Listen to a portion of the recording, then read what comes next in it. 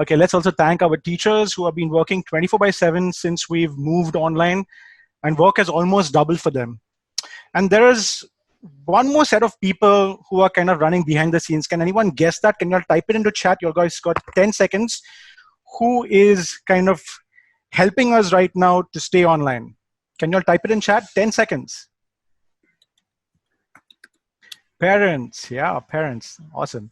So Bindya says parents, and Bindya says the right answer. That's the internet service providers. Without the internet, without TV, without radio, can you all guess exactly what today would have been, how you'd be able to communicate with people? So yes, the internet has played a huge and important role, and especially connectivity around our cities. And where connectivity is not possible, you have radio, you have televisions where, you know, education is being passed on through those particular channels.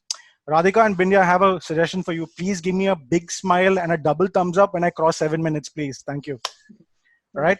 Hi, everyone. I'm Arif Fishri, the Director of Technology Support at the American School of Bombay, and I oversee complete IT services infrastructure at ASB that includes AV, IT cloud services, network and data security. Apart from what I do at ASB, I'm also a full-time social activist and work closely with our local BA. So I'd like to begin with where we started at ASB on our virtual pathway. And this was the first slide of our head of school, Mr. Craig Johnson, which everybody knows. Started with his presentation to the ASB community. It is a beautiful quote by George Lopez. When things are, can you just click on this first slide? Thank you. So when things are bad, it's the best time to reinvent yourself.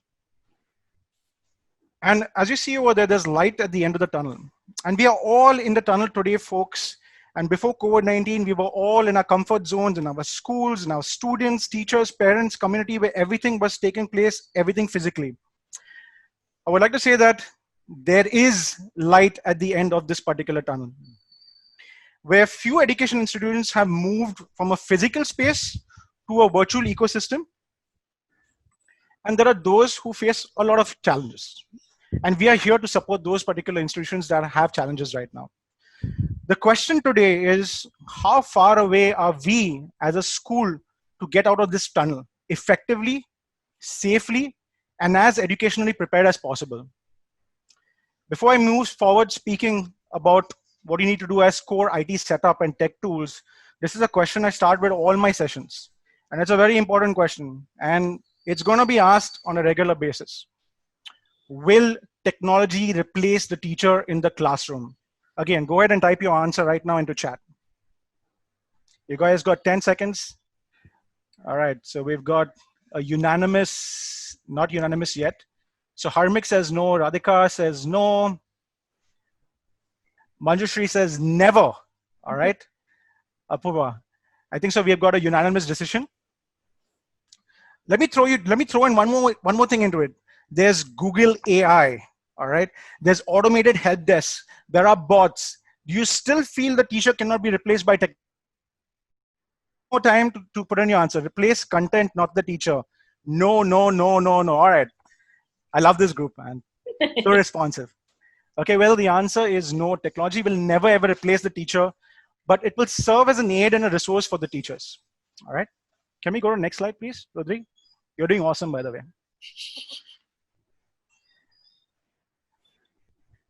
Okay, so we did a Google search. If you do a Google search of trends of virtual learning, this is what you see. This was before COVID. Can we go to the next slide? And this is the number that you see during COVID. So there's been a huge exponential search of what to do for schools, especially to move online. Now let's move into our framework. Can we go to the next one? Next slide, please. These are items, I think so everybody has spoken so well about whatever applications that we can use, all the processes that we need to put in place. But if you look on a holistic picture, these are, if you just keep clicking or keep talking. Yeah, these are the three main points today, which you have to see, which have to change, which is the examinations. There's a blended learning, you have synchronous, you have asynchronous. And if you have a pulse on your community, and if you're continuously gathering feedback, you would be able to know exactly what is best for your particular school and community. Now, there is no one size that fits all is what I can tell you right now.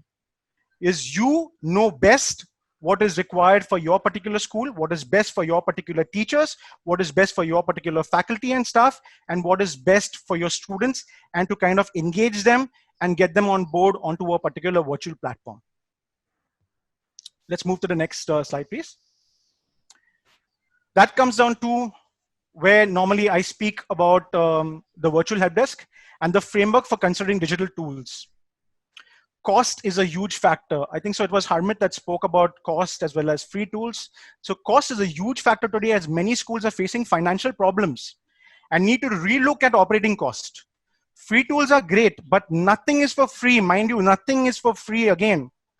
This is where your superpowers of data security need to kick in, and read through the companies or service providers' terms and conditions before signing up for any application that it says is for free. At ASB, we do a complete 360 check of all our vendors, ensure they sign a data security agreement to safeguard our ASB community. So please do a complete check of, even if it's offered for free, check and see why is it free. You are always giving away something when you're getting something. So please keep that in mind, especially when, I mean, you guys are doing a phenomenal job when it comes on dedication, but keep that in mind that there's absolutely nothing for free. Safeguard yourself, safeguard your community. The transition for virtual learning has been very smooth for ASB. Why? Because we've been a BYOD school for the past 10 to 12 years now. And we have been on the platform agnostic. So we've not said that we should be using Microsoft. We have not said that we should be using Linux. We should not say we should be using iOS. We took the browser. So wherever there's a browser, you can use that particular browser. And all the applications that we select are mobile responsive, as well as available on all possible platforms, on iOS, on Android, on your Microsoft devices. So when you're selecting a particular tool, just make sure that you're platform agnostic. So I already spoke about data security. The applications that we also choose, make sure that they're student and teacher focused. Get a group. I think so. Again, this was Harmit that said this, that, you know, get a group in place, get teachers, get students to try out your applications, get a parent community involved as well when you're kind of selecting particular applications, because at the end, it is going to be them.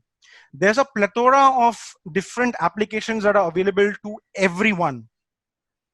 Choose what is appropriate. Too many tools can spoil that soup that you have currently in your school. Because what happens is that if you have multiple tools where the parents have to use, they get confused as to where homework has been posted or where do I need to go for information. So you have to be really mindful, and you have to think a full 360 for your students, for your parents, as well as your faculty and staff while choosing for your particular applications. And always align with 21st century skills. Can we move to the next slide, please? Mario, 7 minutes. All right. So what we need to do over here is look out for companies that are offering their tools for free, but again, check data security. Next slide, please. These are a couple of companies that have offered their services. Make use of the tools that are available to you right now. We've got an EdTech channel. That's Alex Johnson. Currently, you see in the photo. He has created some wonderful resources available to you on the ASB EdTech channel. Just go to Google, type in the ASB EdTech channel, and you'll get all the possible resources on playlists and in our channel. So just go there. It's for virtual learning. If you want to learn something about virtual learning, all the tools that we use at ASB are put out over there with help videos for teachers, for students, as well as for parents. Next slide, please. This is a resource that we created, the DLP at ASB, dlp.asbindia.org. If you click on that link, it'll show you all the possible resources for all divisions. There are also resources of Khan Academy, My Kids Current Learning. On a daily basis, there's a schedule for each and every grade level as well. So you don't need to reinvent the wheel. You can already make use of lessons that are available for you in case you're getting started with virtual learning. There's a video that we put out to our parent community on how to get started. The video kind of describes going to one particular platform, and from there you can go on to different places. So have a landing page for your parent community, for your students to go to one-stop shop, and then from there they can channel out. But people always know to go to one place. That is very essential when you're moving to online learning. Can we skip the next video, because that's another 3 more minutes? Yeah. So UNESCO also has put in a lot of resources which you can go to their website and you can pick up their solutions. Next slide, please. Now, how will we analyze each digital tool? This is the process that we follow. What does it do? Why would you use it? What pedagogical practices does it support? And how does this fit to your virtual classroom? And what are some key considerations when using it? These are, you can use this as a structure, again, for selecting your tool. Next slide, please. So if you see here, this is the whole list of all the applications that we kind of tested, and we put in our rubrics for ease of use, for cost, mobile friendly, internet ages. Please make use of these particular resources. The next couple of slides are all with regards to resources, which I will share across to you all. Can we just go right till the last slide, and you can just see the resources that are available? Yeah, and we have put it according to the 8 C's. So yeah, I would like to end. Yeah, this is one more, just before I end, just go back to the previous slide, please. Yeah, thank you. So just one more ahead. Yeah, so we also have Common Sense Media, again, which is a very rich resource. I don't think so it was discussed by the other speakers, but this is a very good resource for selecting videos right now for your kids. And there are so many help videos for parents, for students to get on board on different platforms. It also tells you exactly the safety to be used for using those particular platforms. So if you're worried about TikTok, there's a video for TikTok over there. If you're worried about Instagram, there's a video for Instagram for parents as well as for students. So make use of Common Sense Media, which I'm sure everybody's using that. I would like to end with the last slide, please. Yeah, can you just click on it again, please? Thank you. This is a quote by Phil Wall. Reinvention is the purest form of hope. Today, as educators, it is our tunnel and into the light faster. If our hope today is to educate our kids and meet their needs during COVID-19, then we must reinvent ourselves. If we don't reinvent ourselves, then we are not hopeful. And if we don't reinvent ourselves, I believe we are then doing what we are charged to do. Thank you, guys.